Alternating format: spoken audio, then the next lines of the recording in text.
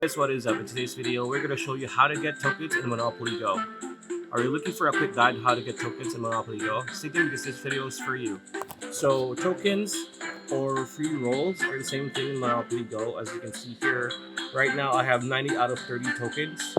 So what you need to do is just play regularly. So you get free rolls every 5 minutes, and the number of cap is at 30 initially, though you can lift it by leveling up.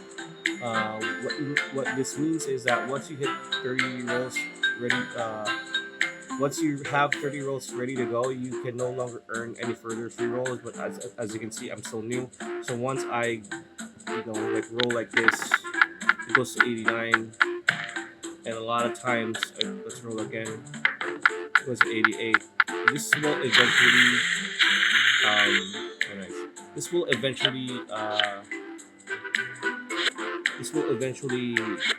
run out, and yeah, you just need to play regularly. So yeah, that's pretty much it. That's the video. Hope you liked it. Like, comment, share, subscribe, ring that bell icon, and we'll see you on the next one.